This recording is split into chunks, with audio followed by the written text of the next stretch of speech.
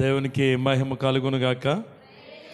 మన ప్రభువును రక్షకుడైన యేసుక్రీస్తు ఘనమైన నామమున ఈ ఉదయకాలపు వేళ దైవ సన్నిధి కూడి వచ్చిన మీ అందరికీ మొట్టమొదటిగా ప్రత్యేకమైన వందనాలు.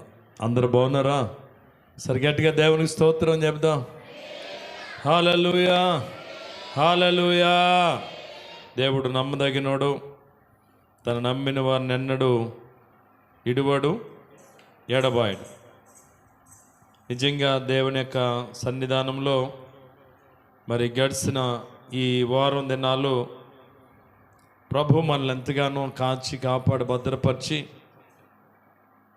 మరొకసారి ప్రభు యొక్క పాద సన్నిధిలో మనందరం ఏకమై ఇట్టి రీతిగా ప్రభును స్తుతించడానికి మంచి సమయాన్ని ప్రభు మనకిచ్చారు. ఇంతవరకు పాటలు పాడారు, ఆరాధన చేశారు.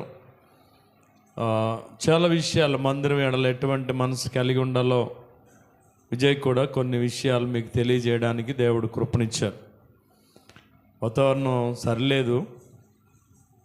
నేను మళ్ళలాగా అంబాయిపేట నుంచి తిరిగి గన్నవరం నుంచి ఇలా రావాల్సి వస్తుంది. చాలా ఇబ్బందికరంగా ఉంది. ఏదేమైనప్పటికీ దేవుని సన్నిధిలో మనందరం కలిసి ప్రభును స్తుతించడం ఇది దేవుడు మనకిచ్చిన గొప్ప భాగ్యం. నిజంగా మన రాష్ట్రంలో మరి విజయవాడలో ఇంకా జనాలు తేరుకోలేదు. తేరుకుంటారు అనుకునే లోపల మళ్ళా వరద వచ్చింది. ఇప్పుడు వాళ్ళకి వర్షం నీరు ఎక్కువయ్యి చాలా ఇబ్బందులు పడుతున్నారు.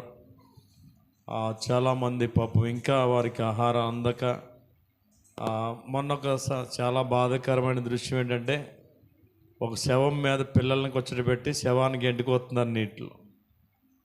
ఒక పడవలాగా ఉపయోగిస్తున్న చచ్చిపోనండి. పాపం ఎంత దారుణమో చూడండి. చాలా భయానకంగా విజయవాడ ఉంది. ఇంకా కూడా చాలామంది ఇంట్లోనే చనిపోయారట. శవాలు ఇంట్లోనే ఉన్నాయి. తీయడానికి ఏమీ లేని పరిస్థితులు, ఇబ్బందులు పడుతూ ఉన్నారు. ఎవరు ఊహించలేదు, ఎప్పుడు జరుగుద్ది అనుకోలేదు. కానీ చాలా భయానకమైన పరిస్థితులు జరుగుతూ ఉన్నాయి. ప్రభు రాకడ సమయంలో ఇవన్నీ జరుగుతాయనే లేఖనాలు చెప్తూ ఉన్నాయి. ఇవన్నీ జరుగుతున్న దాన్ని బట్టి మనం నేర్చుకోవాల్సింది, ప్రభు రాకడ త్వరగా రాబోతుందనే సత్యాన్ని ఎరిగి మరింత భక్తి విషయంలో నమ్రత కలిగి విశ్వాసంలో మనం స్థిరత్వం కలిగి దైవ సన్నిధిలో మనం ముందుకు సాగాలట. అలాగ సాగలేకపోతే ఒకరోజు ప్రభు వస్తున్నారు. ఆయన మాట ఇచ్చి తప్పేవాడు కాదు. వస్తానన్న దేవుడు తప్పక రాక మానడు. గట్టిగా దేవునికి స్తోత్రం చెప్దాం. ఆయన త్వరగా వస్తున్నాడని ప్రకటన గ్రంథంలో చెప్పబడతా ఉంది. ఆయన త్వరగా వస్తున్నాడు అంటే ఆలస్యం లేదు అని. ఆవిడ ప్రతి ఒక్కరూ సిద్ధపడవలసిన వారమైనాం. అంతేకాదు, దేవుడు గత వారంలో ఆయన దేవుడై ఉండి నరమాత్రుని దర్శిస్తున్నాడని నేర్చుకున్నాం. అబ్రహామును దర్శించాడని, మోషేను దర్శించాడని, గిద్యోను దర్శించాడని, ఇలాగా కొంతమంది కోసం ఆగర్ను దర్శించాడని గత వారంలో కొన్ని మాటలు మనం జ్ఞాపకం చేసుకున్నాం. ఆయన ఎవరు అని అంటే మనుషుని ఎడల జాలి, దయ, కరుణ, కటాక్షము కలిగిన దేవుడు, దయగలిగినటువంటి దేవుడు.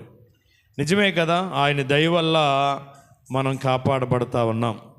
ఈ యొక్క ఉదయకాలపు వేళలో దేవుణ్ణి మనం ఎలాగో ఆరాధించాలో రెండు మాటలు చెప్పి నేను త్వరగా ముగిస్తాను.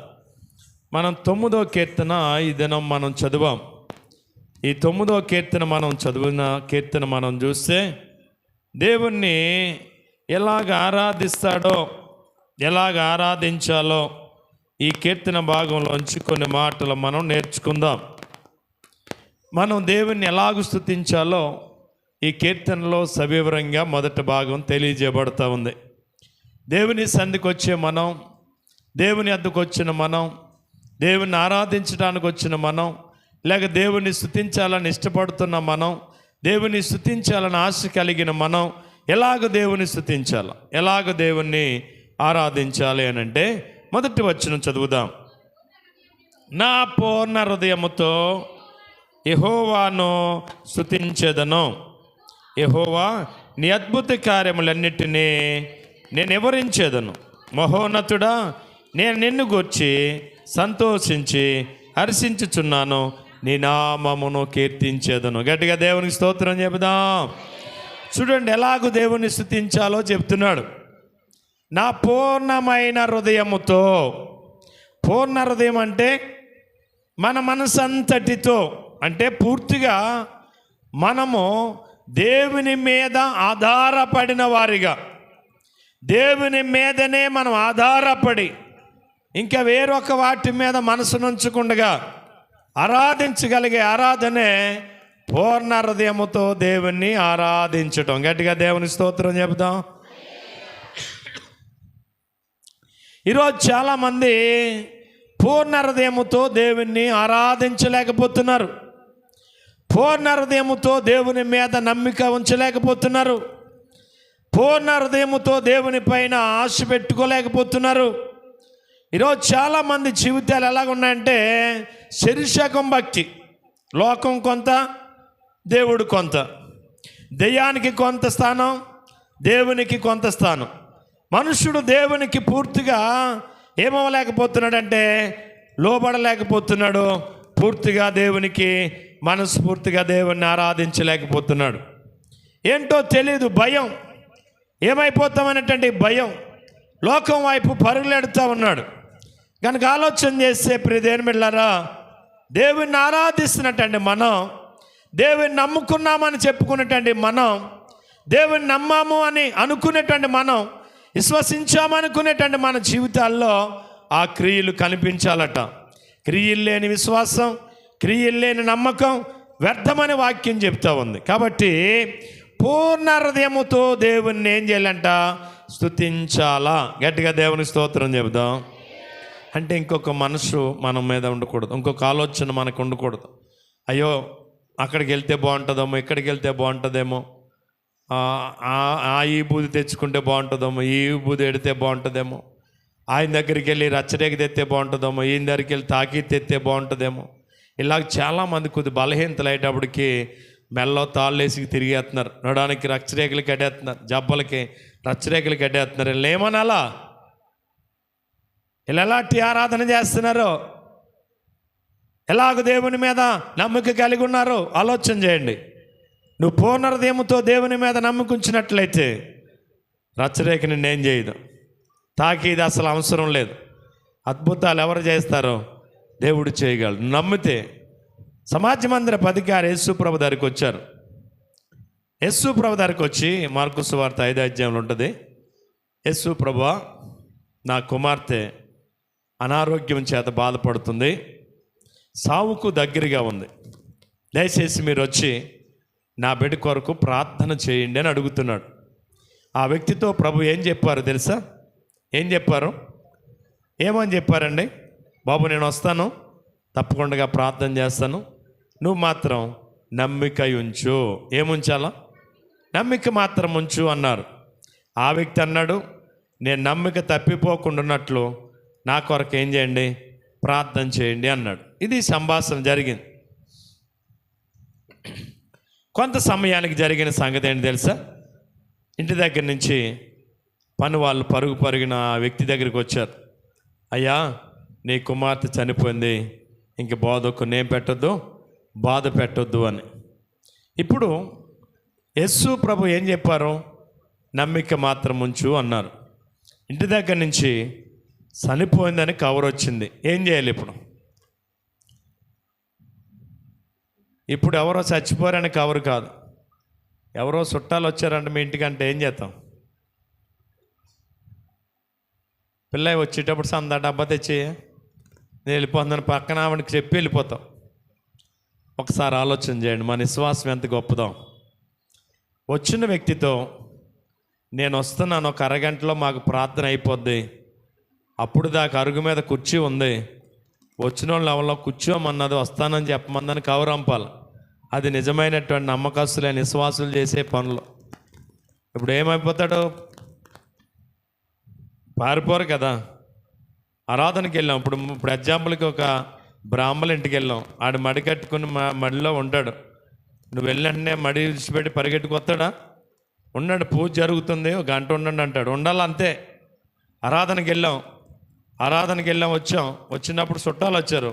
ఇదిగో నేను ప్రార్థనకి వెళ్ళాను, ఒక అరగంటలో ప్రార్థన అవుతుంది, అప్పుడు వస్తాను, కావాలితే నీకు తాళం గుమ్మం దగ్గర తొలగించాను, తాళం తీసుకోండి, కాకపోతే టీ ఎట్టుకుంటానంటే పాలు పలానా దిక్కునున్నా పెట్టుకోండి, నేను వస్తానని చెప్పాలంతే. మనం వెళ్ళి ఎట్టడం కాదు. ఎందుకో తెలుసా, మనం ఎక్కడున్నాం? దేవుని సందులో ఉన్నాం. అది నమ్మకస్తులైనటువంటి పూర్ణ హృదయంతో దేవుని మీద ఆధారపడ్డ వాళ్ళు చేసే పనులు. రాగానే బల్లెకి వచ్చారు రా బాబు, గుళ్ళు ఉండక్కర్లేదు దాన్ని పరిగెట్టికి పోయే వాళ్ళు ఎవరంటే తెలుసా? తుర్రుమంటే పెట్టంట, పెట్ట తుర్రుమనగానే తట్ట ఏం చేసిందంట, సంఖ్య పెట్టేస్తారంట. కొంతమంది ముళ్ళ మీద కూర్చుంటారు, గుళ్ళోకి వచ్చి ఎప్పుడు అవకాశం దొరుకుతుందో పరిగెట్టికి పోదామని చూస్తారు. ఈ భక్తి దేవునికి ఇష్టమైనది కాదు. దేవునికి ఇష్టమైన భక్తి ఏంటి తెలుసా? పూర్ణ హృదయముతో దేవుణ్ణి ఆరాధించాలి అంతే. మన కళ్ళు మూసి ప్రార్థన చేస్తున్నాం అంతే, ఏమైపోయింది అనవసరం. కళ్ళు తెరిచి అంతమాటి చూడకూడదు. మనం ఏం చేస్తున్నాం? ప్రార్థన చేస్తున్నాం. మన నమ్మకం అంతా ఎవరి మీద? దేవుని మీద అంతే. ఏమవుతుంది తర్వాత విషయం, ఏం జరిగిపోతుందో. కొంచెం బలమైన చేదన్నా కొంచెం అంత అడ్డదనుకో, తులిపల్లి వేసిపోతా, ప్రార్థన మానేతో. ఆలోచన చేయండి ప్రియదేవుని బిడ్డలారా. మిమ్మల్ని ఏదో నిందించడం కాదు, అవమానపరచడం కాదు, మీ భక్తి నేను కించపరచడం కాదు, కానీ ఒకసారి ఆలోచన చేసుకుందాం. నమ్మిక మాత్రం ఉంచు అన్నాడు యేసు ప్రభు. చచ్చిపోందనం కవర్ వచ్చింది, ఏం చేయాలి ఆలోచించి ఆయన అన్నాడు, దేవుని మాట మీద నమ్మకం ఉంచి దేవుని మాటకే ప్రయారిటీ ఇచ్చి ఆయన అన్నాడు ఏంటి తెలుసా? నేను వస్తాను, మీరు వెళ్ళిపోండి, మీరేం చేయొద్దు. నా కుమార్తె ఎక్కడ చచ్చిపోయిందో అక్కడే ఆమెను ఉంచండి, నేను తర్వాత వస్తాను, మీరు నడిచేయండి అని చెప్పి పనులను పంపించేశాడు. యేసు ప్రభు ఈ మాట విని చాలా సంతోషించి అతనితో పాటు కలిసి చనిపోయినటువంటి ఆ ఇంటికి వెళ్ళాడట యేసు ప్రభు. గట్టిగా దేవునికి స్తోత్రం చెబుదాం. హల్లెలూయా. వెంటనే ఏం జరిగింది?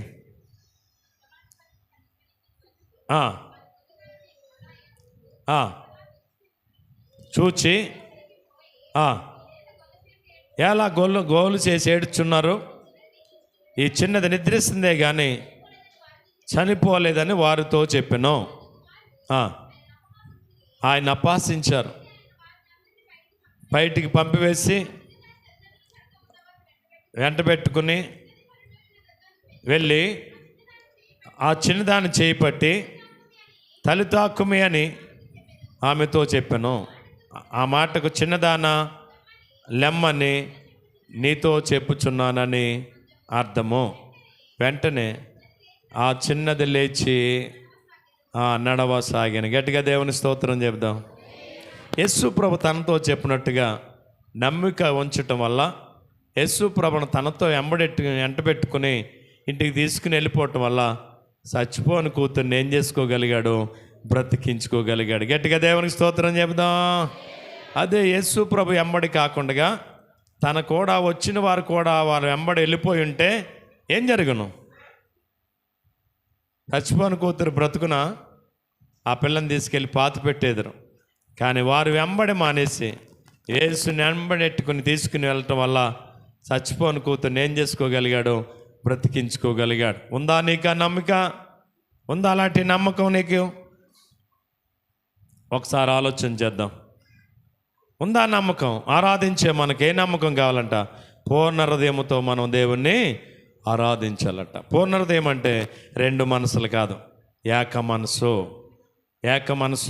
ఏకాత్మ, ఏక స్వభావం, ఏకాత్మ అంటే ఏంటి? ఇక్కడ ఉన్న నలుగురు మాట కాదు, ఒక్క మాట. నలుగురిది ఒకే మాట, నలుగురిది ఒకే ఆలోచన, నలుగురిది ఒకే తలంపు. అది ఏక మనసు అంటే.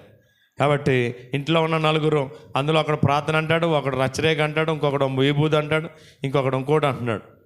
సరైన అవగాహన లేక, భక్తి జీవితం లేక, సరైనటువంటి పూర్ణహృదయముతో దేవుని ఆరాధించలేక ఆ ఆశీర్వాదాన్ని ఏం చేసుకోలేకపోతున్నాం, మనం పొందుకోలేకపోతున్నాం. దేవుని కొరకు నిలబడాలి. పూర్ణ హృదయంతో దేవుని మనం ఆరాధించగలిగితే దేవుడు గొప్ప ఆశీర్వాదాన్ని మనకి ఇస్తాడు. ఆయన ఆరాధించే మనం అలాగ ఆరాధించాలట. చూడండి, ద్వితోపదేశకాండం 6వ అధ్యాయం 5వ వచనం చూడండి. ద్వితోపదేశకాండం 6వ అధ్యాయం 5వ వచనం చూడండి. మనం ఎలాగ భక్తి చేయాలో చాలా స్పష్టంగా చెప్పాడు.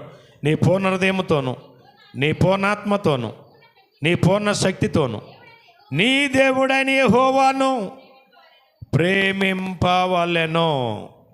గట్టిగా దేవుని స్తోత్రం చెప్దాం. ఇలాగ 4 విషయాలు చెప్తున్నాడు అక్కడ. ఒకటి, నీ పూర్ణ హృదయంతోనూ, నీ పూర్ణ ఆత్మతోనూ, నీ పూర్ణ శక్తితోనూ నీ దేవుడైన యెహోవాను ఏం చేయాల? పూర్ణము. పూర్ణం అంటే అసంపూర్ణం కాదు. పూర్ణం అంటే మొత్తం ఇంక అందులో సగభాగం ఉండదు, సగభాగం ఉండదు. అసంపూర్ణంగా అంటే సగం ఉంటుంది. అసంపూర్ణంగా పని ముగిస్తే ఆ పని పూర్ణం కాదు. కాబట్టి ఆలోచన చేయండి. భక్తి కూడా ఎలా చేయాలి మనం?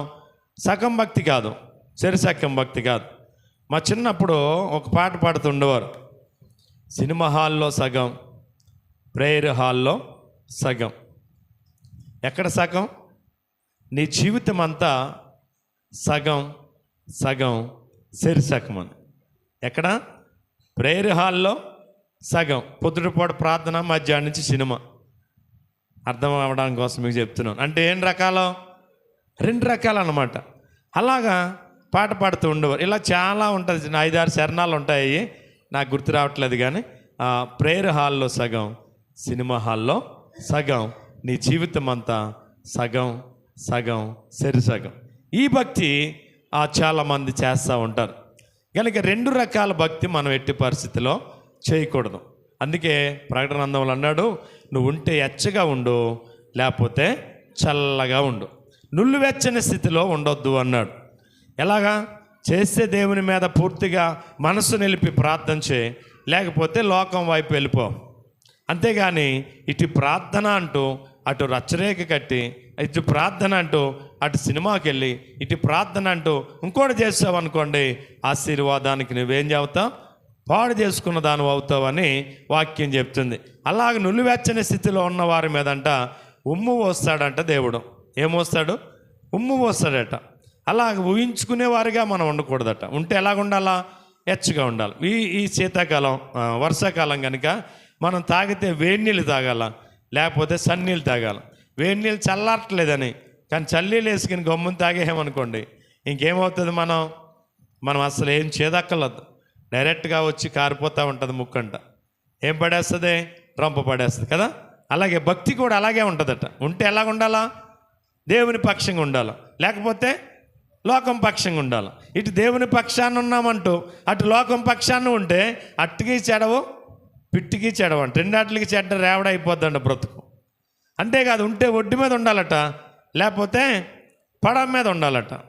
అటు ఒడ్డు మీద ఒక కాలు, పడవ మీద ఒక కాలు వేస్తే పడవ లోనికి వెళ్తుంది, నువ్వు లోయలోకి వెళ్తావట. చాలామంది జీవితాలు అలాగే అయిపోతున్నాయి. అందుకని ఒకసారి ఆలోచన చేద్దాం. ఏలియా చాలా రోషం గలంటండి ప్రవక్త, చాలా రోషం గలంటండి ప్రవక్త. అయితే ఆ దినాల్లో ఏలియా దేవుని గురించి ప్రకటన చేసినప్పుడు ప్రజలందరూ ఏలియా ప్రకటన విని ఏలియా దగ్గరికి వచ్చి ఆరాధన చేస్తున్నారు యెహోవా దేవుణ్ణి. ఏలియా అలా వెళ్ళిపోగానే బయలుదేవత గుడిలో పూజలు జరుగుతున్నాయి. 450 మంది ప్రవక్తలు ఉన్నారు ఆ గుడిలో, పూజారులు ఉన్నారు.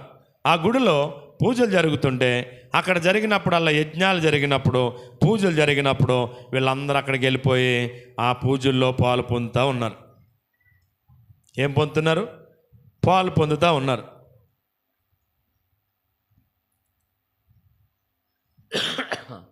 నిన్న వినాయక చవితి ఉత్సవాలు జరుగుతున్నాయి కదా, అప్పుడు వెళ్తున్నాను.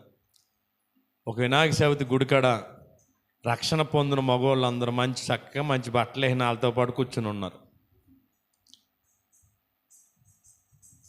అందులో దొరబాబు అని ఉంటాడు, కుర్రోనికి ఆగేసి, ఏంట్రా మీరు కలిసిపోరు ఇందులో అన్న. లేదన్నా అందరు రావాలన్నారు మా పెద్దోళ్ళు, అందుకు వెళ్ళాము అక్కడికి. ఇదేంటా అందరు రమ్మనపోతే కొందరే రండి అంటారేంటి? మన రమ్మన్నప్పుడు వాళ్ళు మన గుళ్ళోకి వస్తారా? మరి వీళ్ళు వెళ్ళి అక్కడ కూర్చుని వాళ్ళతో పాటు వీళ్ళు కూడా మంచి హడావుడిగా ఉన్నారు. అక్కడ తలకనీళ్ళు వేసేసుకుని వీళ్ళు వెళ్ళిపోయి వాళ్ళ దగ్గర కూర్చున్నారు. ఏమనాలి వీళ్ళని? చాలామంది జీవితాలు ఎలా ఉన్నాయంటే శరీరకంగానే బ్రతుకుతున్నారు. వద్దు, రాగల దినాల్లో నువ్వు నిలబడితే దేవుని కొరకు నిలబడు, లేకపోతే లోకం కలిసిపో, పర్లేదు.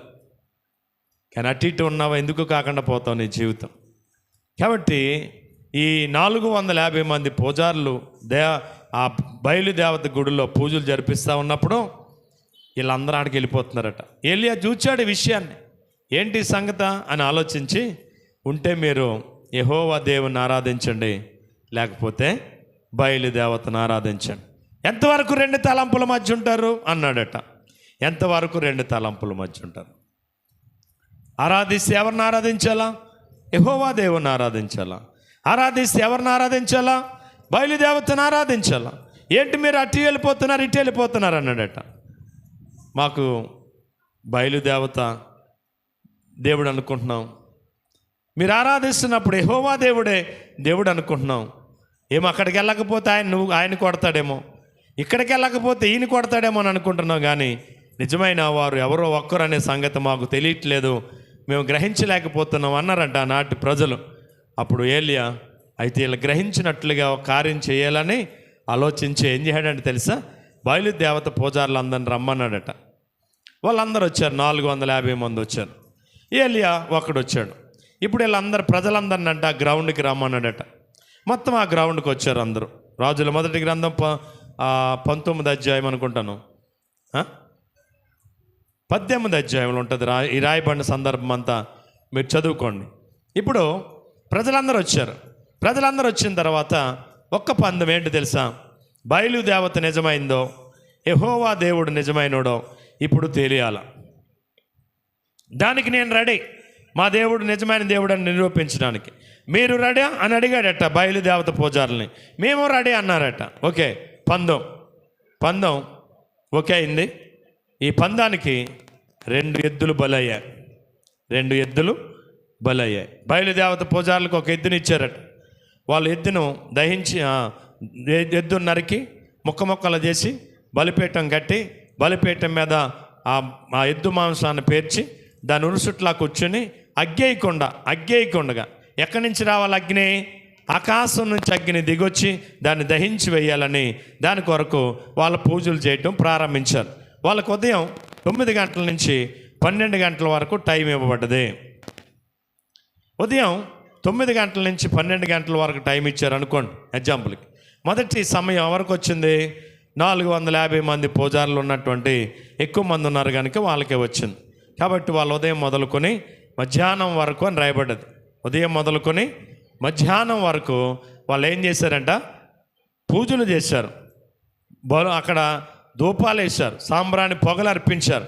చివరికి కత్తెలు తీసుకుని రక్తం కోసుకున్నారు, రక్తం సిందించారు. బైలా ఆకాశం అగ్ని పంపించి, ఇదిగో ఈ పశువును దహించు, ఈ మాంసమును దహించు, బైలా నువ్వు నిజమైన దేవతవని, నువ్వు నిజమైన దేవుడువని రుజువుపరచని ఈ 450 మంది ప్రవక్తలు ఆ బలి దానం చుట్టూ కూర్చొని వాళ్ళు పూజలు చేశారు. కానీ వాళ్ళకి ఇచ్చిన టైం అయిపోయింది, కానీ బయలు ఏ విధంగానూ రిప్లై ఇవ్వలేదు. ఇప్పుడు ఆ స్థలాన్ని మార్చాడు ఏలియా. మరొక చోట కందకం తవ్వించాడు, కట్టెలు పేర్పించాడు, బలిపీఠం పేర్చారు.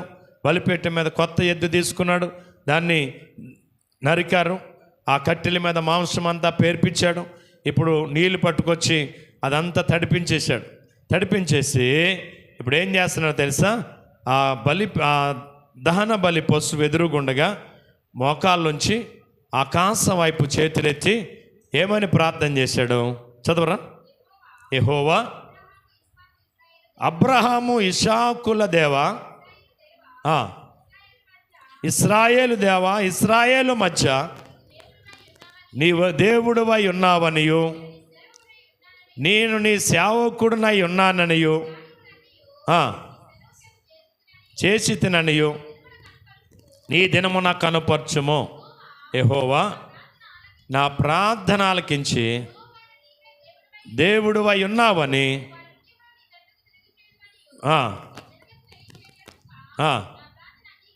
నా ప్రార్థన అంగీకరించుము.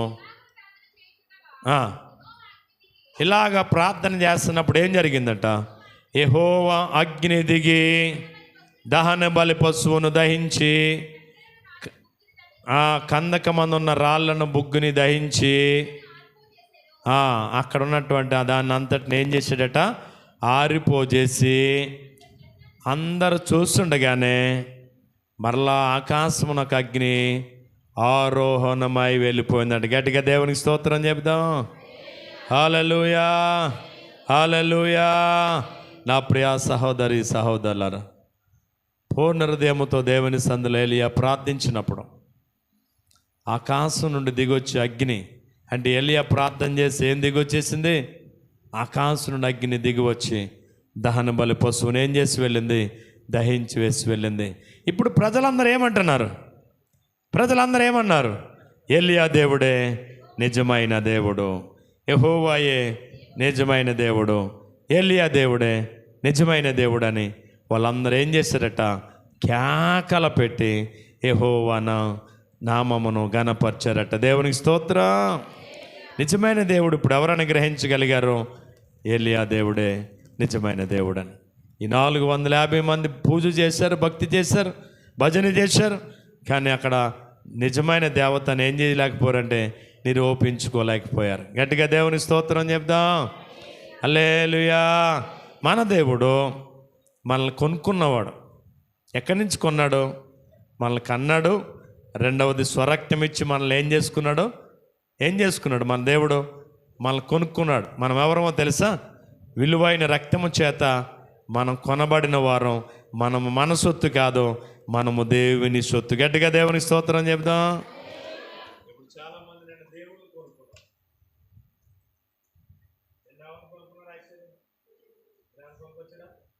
అయ్యో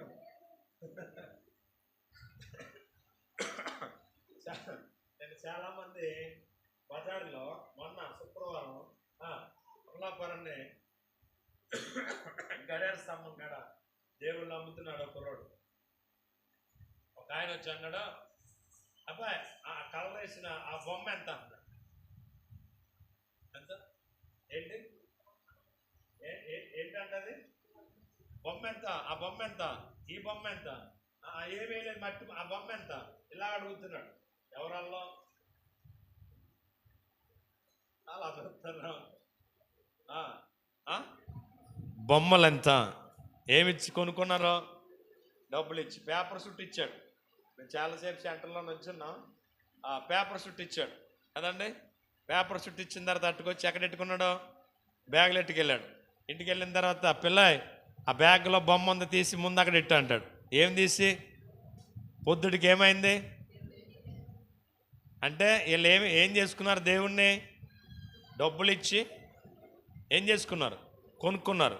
మనల్ని దేవుడు తన స్వరక్తం ఇచ్చి ఏం చేసుకున్నాడు. మనం గొప్ప, వాళ్ళ దేవుళ్ళు గొప్ప? చెప్పండి, ఎవరు గొప్ప? మనమే గొప్ప. మన దేవుడు మన కొరకు ఏం పెట్టాడు, ప్రాణం పెట్టాడు, రక్తం కార్చాడు. విలువైన రక్తాన్ని మన కొరకు దారబోసి మనల్ని ఏం చేసుకున్నాడట, కొనుక్కున్నాడు. మనము దేవునికి సొత్తు అయిన జనాంగం. దేవునికి స్తోత్రం. హల్లెలూయా, హల్లెలూయా. అందుకే మూల పాఠాలతో తిరగొద్దు, వ్యర్థమైన వాటి మీద మనసు పెట్టొద్దు. మీరు దేవుని మీద మనసు పెట్టండి, దేవుని మీద ఆధారపడండి. పూర్ణ హృదయముతో దేవుని మనం ఏం చేయాలంట, ఆరాధించాలా. ఏం చేయాలా, పూర్ణ హృదయముతో ఆరాధించాలా. ఈరోజు చాలామంది చూస్తే డబ్బులు ఎట్టు కొనుక్కున్నారు, డబ్బులు ఖర్చు పెట్టి ఏం చేస్తున్నారు, పండుగలు చేస్తున్నారు. నిన్న మధ్యాహ్నం నుంచి 5:30 కాడి నుంచి 7 గంటల దాకా ఎదరపల్లి వంతెన మీద నుంచి బయటకు వస్తాక లేదు. ఏంటి తెలుసా, కోలాటం వేశారు. ఇంచుమించు 200 మంది మగోళ్ళు ఉంటారు, ఒక్కరిద్దరు కాదండి, ఒక 200 మంది ఉంటారు. కోలాటం 2 రోడ్లు కూడా మూసేశారు. ఎర్రటి జెండాలు వేసేసుకుని మెల్లో కోలాటం అన్నమాట, కర్రలెట్టుకిన కోలాటం అలా ఆడతారు. పోలీసులు అలాగే చూస్తున్నారు, ఖాళీ చేయించట్లేదు. 2 గంటలు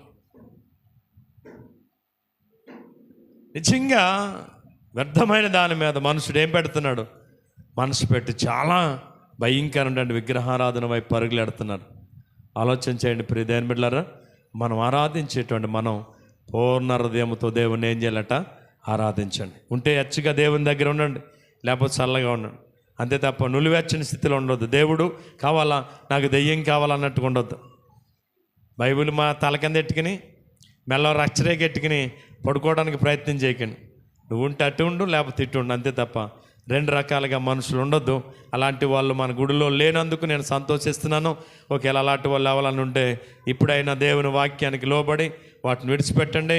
చచ్చిపోతే దేవుని దగ్గర ఉంటాం, బ్రతికితే దేవుని కొరకు బ్రతుకుతాం. ఎందుకు భయం? ఏం చేద్దామని ఇంకా నువ్వు ఏం ఉద్ధరిస్తావు? ఏముండి ఏం చేస్తావు? ఎందుకు భయం? భయపడితే బ్రతుకంతా భయమే. ఇంట్లోంచి బయటికి వెళ్ళాం, అంతేనా? ఏం చేయగలం? బ్రతికించాడా ప్రభు కొరకు బ్రతుకుదాం. చచ్చిపోయామా ప్రభు దగ్గరికి వెళ్ళిపోతాం. ఎందుకు భయం? ఈ భయం వేసేసి మధ్యలో చేయకుండా పనులు చేసి దేవుని ఉగ్రతకి ఎందుకు మనం గురవటం? ఆలోచన చేసుకోండి. పూర్ణ హృదయంతో దేవుని మనం ఆరాధిద్దాం. మరొక మాట చెప్పేసి ముగిస్తాను. చూడండి, మన కీర్తనలోనే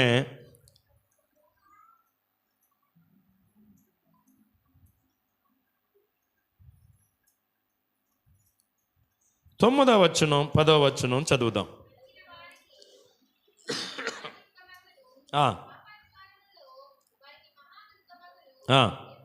యెహోవా, నిన్ను ఆశ్రయించు వారిని నీ విడిచిపెట్టువాడువు కావున నీ నామం ఎరిగిన వారు నిన్ను నమ్ముకొందురు. గట్టిగా దేవునికి స్తోత్రం చెప్దాం.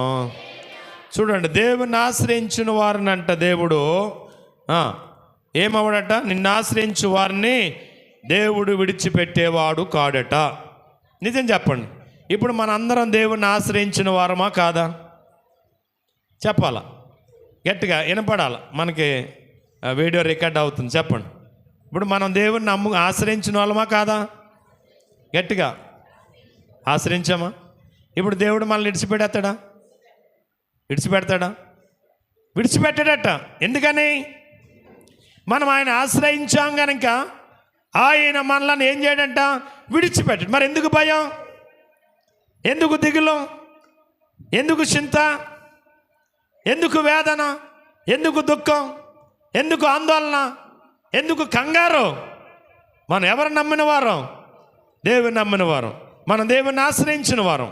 యెహోవాను ఆశ్రయించు నరుడు ఎవరట? ధన్యుడని రాయబడ్డది. 17 ఇర్మియా గ్రంథం 17 అధ్యాయం 5వ వచనం 7వ వచనం అనుకుంటా.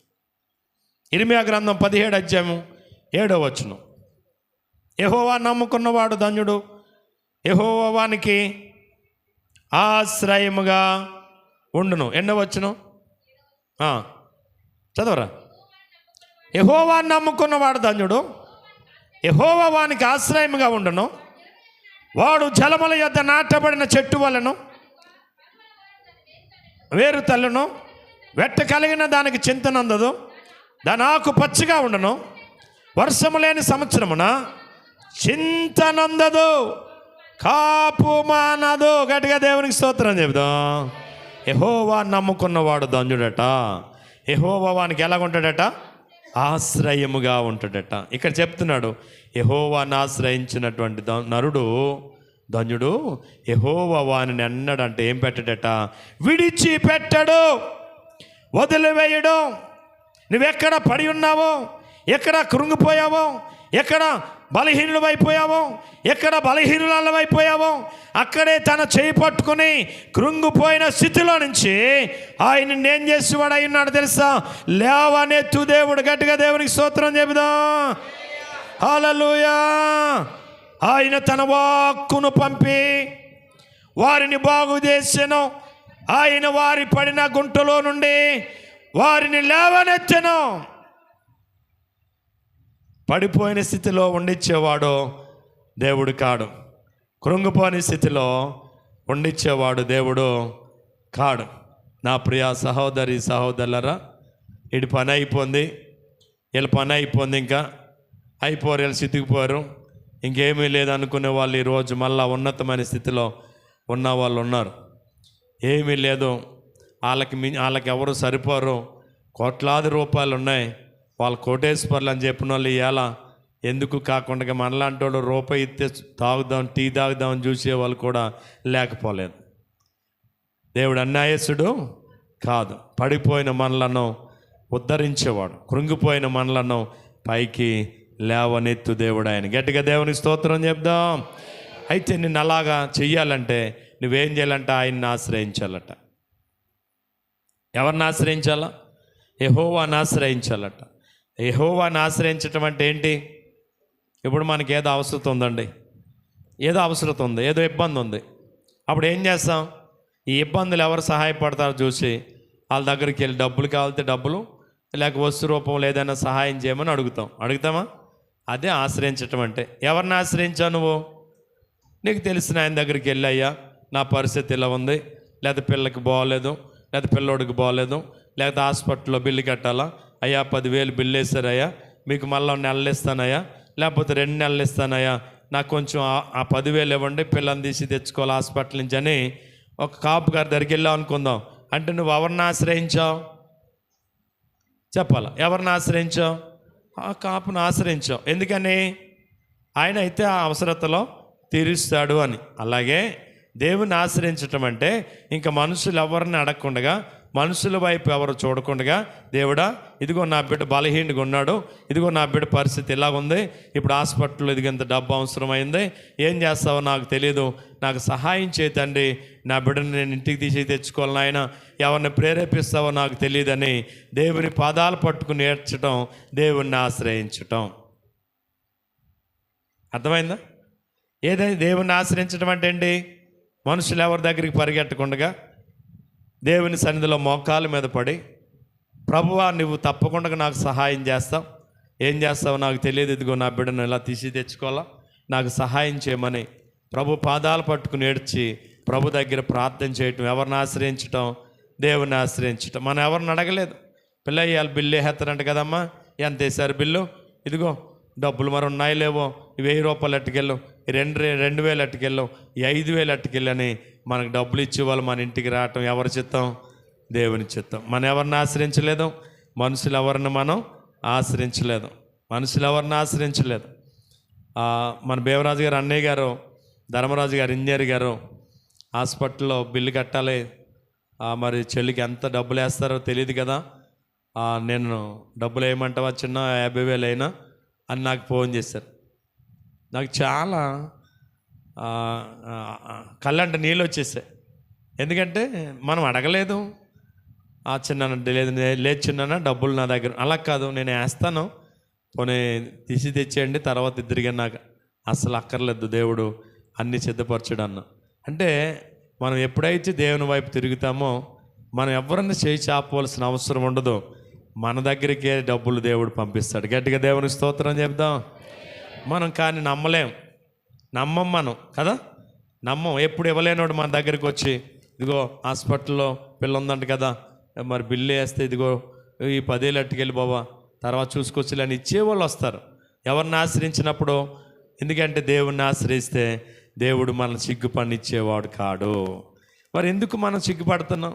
ఎందుకు అవమాన పాలవుతున్నాం? ఒక్కొక్కటి ఇస్తానని చెప్పి ఇవ్వకుండా మానేస్తే ఆ టైంలో ఎన్ని ఇబ్బందులు పడిపోతున్నాం. కారణం ఏంటి తెలుసా? పూర్తిగా దేవుని మనం ఏం చేయలేకపోతున్నాం, ఆశ్రయించలేకపోతున్నాం.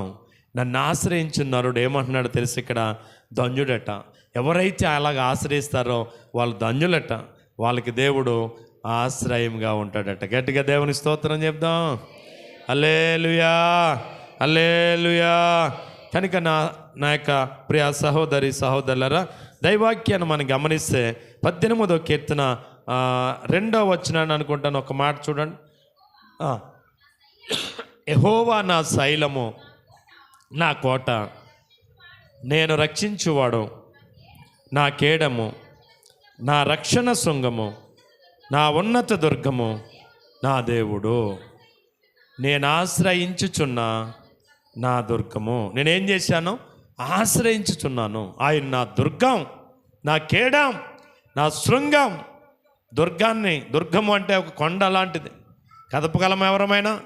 మనకు అలాగ ఉండేవాడట మన దేవుడు, అలాగుంటాడట. 46వ కీర్తన 7వ వచనం, 46వ కీర్తన 7వ వచనం.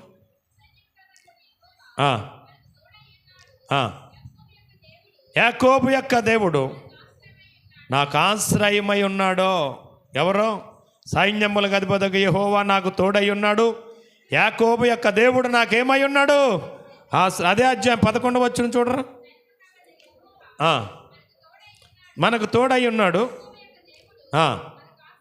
మనకు ఆశ్రయమై ఉన్నాడు. ఆయన మనకు ఆశ్రయమై ఉన్నాడు. ఆయన మనల్ని అన్నాడు ఏం పన్నాడు? సిగ్గుపన్నవాడు. 59వ కీర్తన 9వ వచనం. 59వ కీర్తన 9వ వచనం.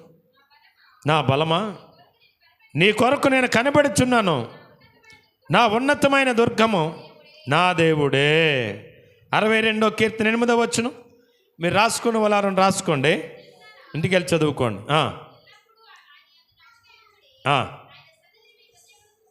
కుమ్మరించుడి. దేవుడు మనకేమై ఉన్నాడు? ఆశ్రయము. ఆశ్రయము. సమూయేలు 2వ గ్రంథం 22వ అధ్యాయం 3వ వచనం. సమూయేలు 2వ గ్రంథం 22వ అధ్యాయం 3వ వచనం.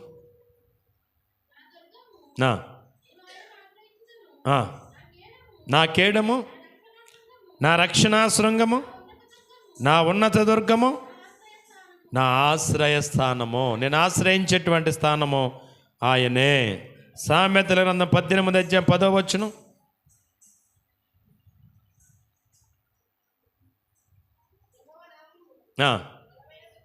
యెహోవా నామము బలమైన దుర్గము, అందులోనికి పరిగెత్తి సురక్షితముగా ఉందురు. ఇంకా 5వ కీర్తన 11వ వచనం.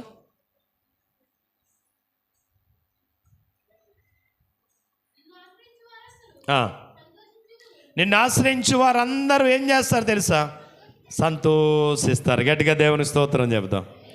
ఇప్పుడు దేవుణ్ణి ఆశ్రయించటం వల్ల కలిగే ఏంటో ఒక్క సాక్యాన్ని మీకు జ్ఞాపకం చేస్తాను. దినవృత్తాంతాల 2వ గ్రంథము 26వ అధ్యాయము 14వ అధ్యాయము 7వ వచనం. అతడు యోధావారికి ఇలాగూ ప్రకటన చేసెను, మన దేవుడైన యెహోవాను మనం ఆశ్రయించితిమి, ఆశ్రయించినందున ఆయన మన చుట్టూ నెమ్మది కలగజేసి ఉన్నాడు. గట్టిగా దేవుని స్తోత్రం చెప్దాం. ఆశ్రయించండి, ఆశ్రయించండి అని చెప్పాడట. ఆశ్రయించినందున ఏం జరిగిందట? వాళ్ళ చుట్టూ నెమ్మది. ఏమి లేదు, ఇంకా దేశంలో యుద్ధాలు లేవంట, గొడవలు లేవంట, అల్లరి లేదట. అందరూ నెమ్మదిగా సంతోషంగా ఉన్నారట. దానికి కారణం ఏంటంట? యెహోవాను ఆశ్రయించారట. ఇంకోటి, ఆశ్రయించడం వల్ల కలిగే ప్రయోజనం ఏంటి? అదే గ్రంథంలో 26వ అధ్యాయము 5వ వచనం. ముగిస్తాను నేను. 26వ అధ్యాయం 5వ వచనం.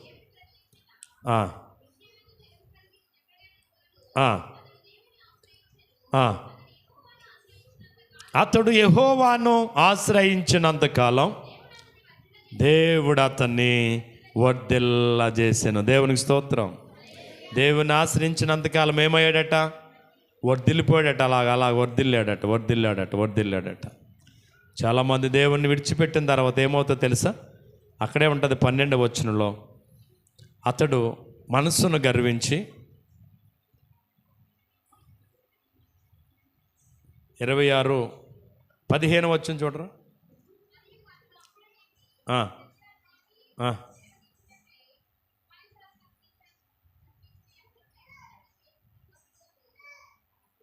ఇప్పుడు చదవవా?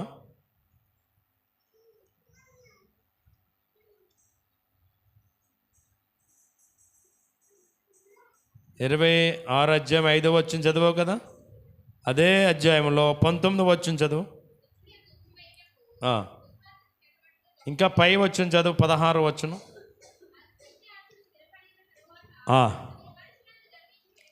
చూడండి, చాలు. ఏమయ్యాడు? దేవుని ఆశ్రయించినంతకాలమేమో వర్ధిల్లాడు. మనస్సును గర్వించి స్థిరపడిన తర్వాత మనస్సును గర్వించాడు. తర్వాత ఏమయ్యాడు? చెడిపోయాడట. చాలామంది అనుకున్నారు దేవుని విడిచిపెట్టేది దేవుడు చెడిపోతాడేమో అని. దేవుడు చెడిపోడు. దేవుడు చెడిపోతాడా? ఎవరు చెడిపోతారో? మనమే చెడిపోతాం సుమా. మనమే పాడైపోతాం, మనమే శాపానికి గురవుతాం, ఆశీర్వాదాన్ని పాడు చేసుకున్న వాళ్ళు అవుతాం.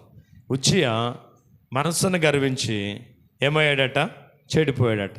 అందుకని దేవుని ఆశ్రయించిన నరుడు ఎవరంట? ధన్యుడు. మనం ఏం చేద్దాం? 2 విషయాలు చెప్పాను మీకు, ఇంకా చాలా విషయాలు చెప్పగలను కానీ టైం లేదు. ఆలోచన చేయండి.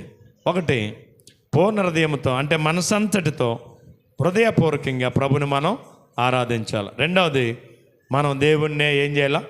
ఆశ్రయించాలి. అలాగా ఆరాధించినప్పుడు, ఆశ్రయించినప్పుడు ఆశీర్వాదానికి ఏమవుతాం? మనం అందరం మన వారసులు అవుతాం. అలాంటి కృప రాగల దినాల్లో దేవుడు మనకిచ్చి దేవుని మహిమ కొరకు మనలందరినీ వాడుకొనుగాక. ఆమేన్. మీ అందరికీ వందనాలు.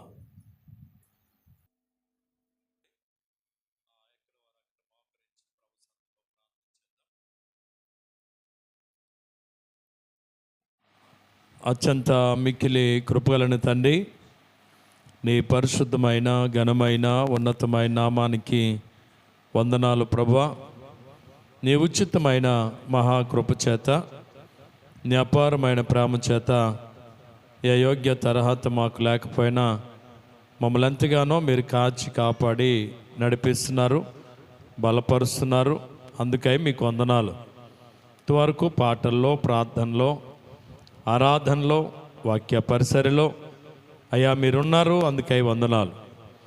బిడ్డలు మళ్ళా తిరిగి వారి గృహాలకు వెళ్తుండగా ఈ వారం దినాలు కృపాఖ్యామాలు బిడ్డలకు తోడుగా ఉంచండి. బలహీనులైన వారిని బలపరచు ప్రభా, రోగులైన వారిని స్వస్థపరచండి. శుక్రవారం మరి నిన్నెంతగానో ప్రార్థన చేసాం ఎలమంచిలి సంతోషం అనే సహోదరు కోసం. కానీ ప్రభా, బిడ్డ నిన్నటి దినాన్ని చనిపోయింది. ఆ కుటుంబాన్ని మీరు ఆదరించమని ప్రార్థిస్తున్నాను. వారి బిడ్డలను ధైర్యపరచమని ప్రార్థన చేస్తున్నాను. మరణం ఎలాగొస్తుందో, ఎప్పుడు వస్తుందో, ఏ విధంగా వస్తుందో మాకైతే తెలీదు ప్రభా. మేము అనుకుంటున్నాం మా గొప్ప, మా తెలివి, మా జ్ఞానం అందువల్ల ఇలాగున్నామనని. కానీ ఒక క్షణంలో మేము ఏమైపోతామో మాకు తెలియదు తండ్రి. దయచేసి ఇక్కడ మమ్మల్ని అందరినీ కూడా బలపరచండి. ఎవరైనా బలహీనులు ఉంటే బలపరచండి, రోగులుంటే స్వస్థపరచండి. అద్భుతాలు, ఆశ్చర్యమైన కార్యాలు నీ నామం పేర జరిగించమని ప్రార్థన చేస్తున్నాను. గొప్ప దేవుడా, మీకు వందనాలు. కూడి వచ్చిన చిన్నబిడ మొదలుకొని పెద్దవారు వరకు మీ దేవుళ్ళతో నింపమని ప్రార్థన చేస్తున్నాను. ఇంకో చాలామంది రాలేకపోతున్నారు, ఎందుకో తెలియదు. వారిలో ఉన్న నిర్లక్ష్యాన్ని తొలగించండి, ఆసక్తినిచ్చి మందిరానికి నడిపించండి. అలాగే ఈ నెల 26, 27, 28 తారీఖులో జరిగే కొడుకులు కూడా ఆశీర్వాదకరంగా జరిగించండి. వాతావరణాన్ని, విద్యుత్తును, మైకులను, దైవజనులను అందరినీ స్వాధీనంలో ఉంచుకోండి. నీకు మహిమకరంగా కార్యాలు జరుగునట్లు కృప దయచేయండి. గొప్ప దేవుడా, ఆశ్చర్యకరుడా, మీకు వందనాలు. ఈ ఉదయకాలపు వేళలో బిడ్డలు తీసుకొచ్చిన కానుకలు దీవించండి, పిడుకులు మీరు దీవించండి. వాళ్ళ కష్టార్జితాల్లో 10వ వంతులు మీరు దీవించండి, ప్రథమ ఫలాలు దీవించండి. ఏమైతే తీసుకుని వచ్చారో రెట్టింపు ఆశీర్వాదాలు బిడ్డలకు ప్రసాదించండి. మీ చిత్తమైతే రాలేకపోయిన వారు మేము కలిసి మరొక వారంలో మరొకసారి నిన్ను ఆరాధించుకునే తరుణం, సమయం మా బ్రతుకులో మీరెమ్మని వచ్చిన చిన్నబిడ్డ మొదలుకొని పెద్దవారు వరకు మీ దేవునితో నింపమని విత్తబడిన మాటల ప్రకారంగా నిన్ను ఆరాధించే మేము పూర్తిగా నీ వైపు తిరిగి ఆరాధించేవారుగా, లోకాన్ని విసర్జించుకునే వారిగా ఉండడానికి కృప దయచేయండి. నిన్ను ఆశ్రయించే ఎన్నడూ విడిచిపెట్టమని చెప్తున్నాం. అలా నిన్ను ఆశ్రయించే వారిగా మేము ముందుకు మమ్మల్ని నడిపించండి. నిన్ను ఆశ్రయించిన నరుడు ధన్యుడు అన్నావు, వాడెన్నడు సిగ్గునందని నేను అవుతాను. అట్టి కృప ప్రతి బిడ్డకు దయచేయండి. ఏదో విన్ని విడిచిపెట్టడం కాదు, వాక్యానుసారమైన జీవితాలు మా అందరికీ దయచేసి రాగల దినాల్లో మమ్మల్ని అందరినీ మహిమ కొరకు ఆడుకోమని ప్రార్థిస్తున్నాను. ప్రభా, అన్వేకను బట్టి ప్రార్థిస్తున్నాను. ఆ బిడ్డకున్న జ్వరము, నేర్చం, బలహీనత కూడా విడుదల కలిగించి చక్కని ఆరోగ్యం ఇవ్వండి. మంగమ్మ గారికి ఉన్న అనారోగ్యం విడుదల కలిగించి ఆరోగ్యాన్ని ఇవ్వండి ప్రభా, కృపతో నింపండి. గొప్ప దేవుడా, ఆశ్చర్యకరుడా, మీకు వందనాలు. నీ గొప్ప కార్యాలు జరిగించండి. ఉదయకాలపు వేళలో మా ప్రార్థనలు, మా విజ్ఞాపన నీ పాసాన్ని చేర్చుకుని ప్రతిఫలము, దీవెన, ఆశీర్వాదాలు బిడ్డలందరికీ ప్రసాదించి ఈరోజు రాలేకపోయిన వారు మేము కలిసి మరొకసారి నిన్ను ఆరాధించుకునే తరుణం దయచేయమని. సాక్ష్యాలు ఇచ్చిన బిడ్డలందరిని బట్టి వందనాలు. వారి అవసరతుల్లో మేలు చేయండి. వారికి కొన్ని ఇరుకులు, ఇబ్బందులు, వ్యాధి బాధలు తొలగించి నీ నామాన్ని మహిమ తెచ్చుకోండి. ఉదయకాలపు వేళలో మా ప్రార్థన మా విజ్ఞాపన పాసం చేర్చుకుని ప్రతిఫలము దీవెన ఆశీర్వాదాలు మా అందరికి మెండుగా నిండుగా అనుగ్రహించి రాగల దినాల్లో నీ మహిమ కొరకు వాడుకోమని యేసు క్రీస్తు అధికారి గల నామమున ప్రార్థించి స్తుతించి అడిగి వేడుకొనుస్తున్నాం పరమ తండ్రి. ఇప్పుడు మన తండ్రి అయిన దేవుని యొక్క ప్రేమయు కుమారుడైన యేసు క్రీస్తు వారి యొక్క కృపయు పరిశుద్ధాత్మకరణ సహవాసము సమాధానం మనకును మన కుటుంబాలకు సంఘానికి గ్రామానికి ప్రభువు కృప నిత్యము తోడై నడిపించునుగాక. ఆయన సన్నిధి కాంచి మన మీద మన బిడల మీద మన కుటుంబాల మీద నిత్యము నిలుచునుగాక. యేసు రక్తమేచ్చ సిలువ రక్తమేచ్చ ప్రవేశ రక్తం సంపూర్ణ విషయం అపవాది కిలికనంత నాశనము కలుగునుగాక. Amen amen. అందరికి వందనం.